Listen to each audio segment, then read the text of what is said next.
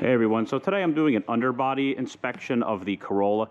This is something that is important to do to any vehicle you own periodically so you can find any minor issues before they become major problems. It's also a good idea to do on a vehicle that you may be looking to buy as a pre-purchase inspection. So we'll start off with the front of the car. Obviously underneath, one of the most important things that you want to look for is how much rust it has on it. This car's about 7.5 years old. And underneath, it actually looks really good. Now, there are rust in a couple of spots. It's typically common to get them on welded pieces. There's Tullock on the front of the welds. Some of the bolts as well have a little bit of rust on them. We also have rust on the front subframe on the welds. Stuff like that's pretty common. This really is not a structural issue. It's just more of a cosmetic thing. Now, underneath, I also want to look for any leaks, any grease that's coming out of any torn boots, any leaks from any gaskets. On the transmission here, the pan looks good. There's no leaks around any of the gaskets. Also, the drain doesn't have a leak. Everything under here is nice and dry.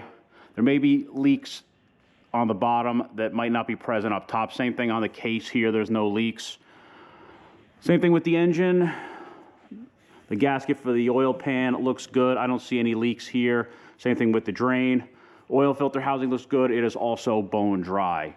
On a front-wheel drive car like this, you have CV axles. Here you have boots on them. There's grease inside these boots. If they tear when they're spinning, the centrifugal force will sling oil out. So you usually see a ring of oil around them. And once you get tears in these things, the grease comes out and the moisture gets in and it starts to destroy them. So as you can see, nice and dry, no indication it's ripped and the grease is starting to sling out. You also want to check the inner boot for the CV joint, same thing. If it's got tears on it, usually you'll notice. With the brakes, we're going to look, make sure there's no leaks on the caliper or on the bleed screw. As you can see, everything here is bone dry.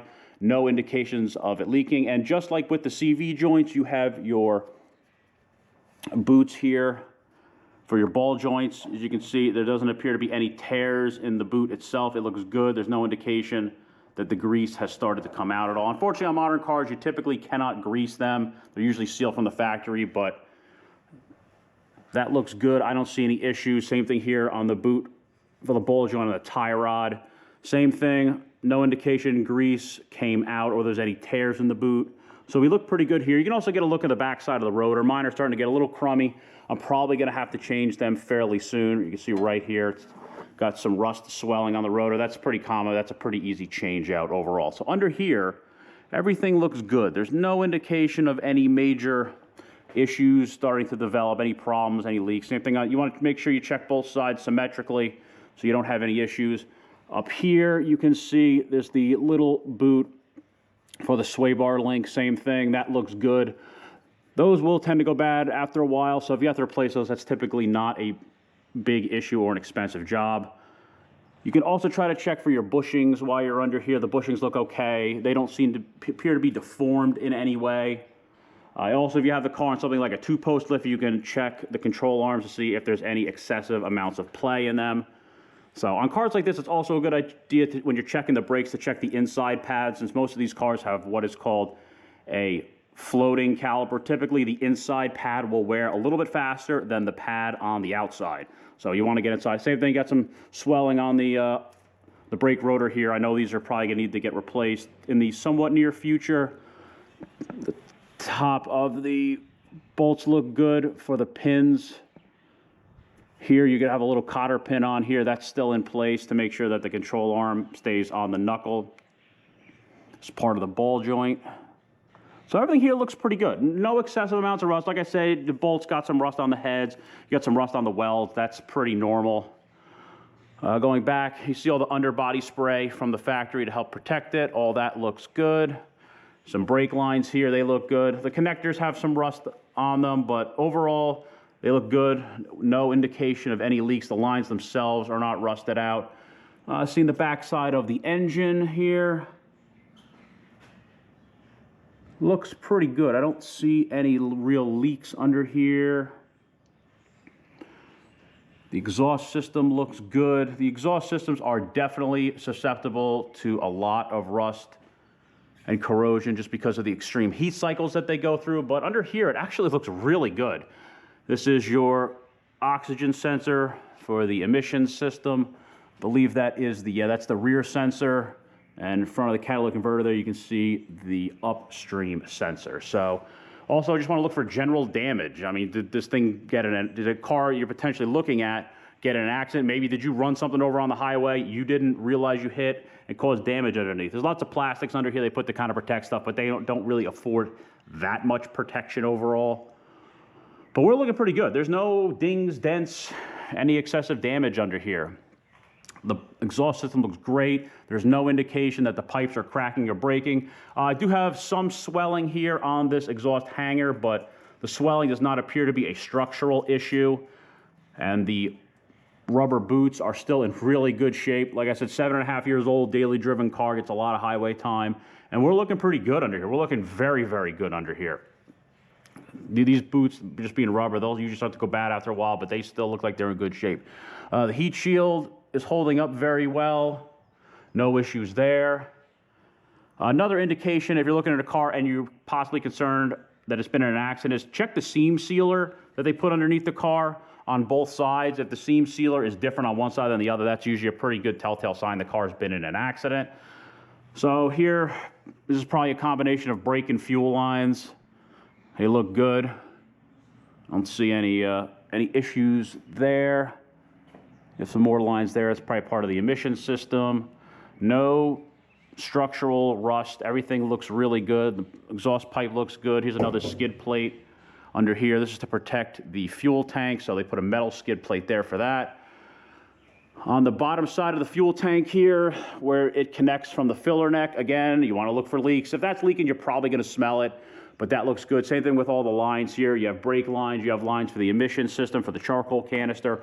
All your lines look good. Nothing looks like it's leaking. Nothing looks torn, ripped, corroded, rotted out. We look like we're in good shape. So here's the bushing on the back of the car. Looks really good for the rear suspension. Again, some surface rust, but nothing really looks excessive. So this is actually surprisingly looks good back here for a daily driven car like this. Some surface rust on the rear suspension system, on the strut a little bit, but this is all non-structural stuff. Looks good under here. All the connectors look good, no leaks. This is a charcoal canister for the emission system. Everything's still connected, looks good. Again, look at all your seam sealer. You can see it's all the same factory look. Nothing appears to be a different color, so that's usually a pretty good indication that the seams haven't been broken or panels haven't been replaced. A little bit of rust here on the connector, that's okay, that looks non-structural. The heat shield's got rust on it too. That's okay, that's not a big deal. All our lines look good. Over here, same thing, it looks pretty symmetrical, rust side to side, but overall not that bad. Everything actually looks really good under this car. All the structural members look good. No structural damage, dings, dents, deformities. Doesn't look like anything's been hit underneath the car. Muffler looks good. A little bit of rust on the seam. That's okay. It's pretty normal. The connector, the back of the muffler looks good. The hanger looks good as well. So overall, we look like we're in pretty darn good shape. I don't see anything that needs any sort of immediate attention on here. Nothing appears to be leaking. Rubber components all look good. Here's the tub for the spare tire. They put a little plastic skid plate under here. That looks good. That's in good shape. A little bit of rust on the subframe. That looks non-structural. That looks like pretty much surface rust. That's obviously going to happen over time. But that's not something I am concerned about. The back of the car here, everything looks good. Everything's still connected. All your little plastic clips, nothing broke. Muffler looks good. Our seam sealer bumper looks good. Nothing's pushed in to indicate an accident or anything like that. Everything back here looks really good.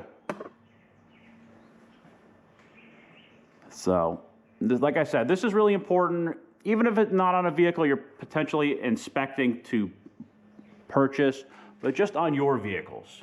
You know, a minor leak you catch it early can potentially save you a lot of money, both in having it fixed and potential damage it could cause to the car You know, once leaks start to become really, really bad and systems become starved for fluid, that's when you can do major damage to large mechanical systems like the engine or the transmission. So if you have, even if you don't have access to a lift, some floor jacks and some jacks, get it off the ground, climb under the car.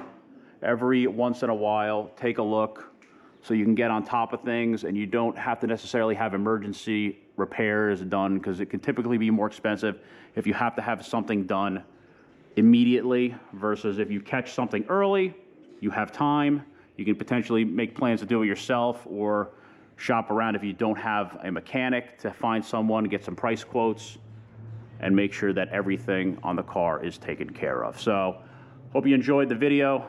Thanks for watching.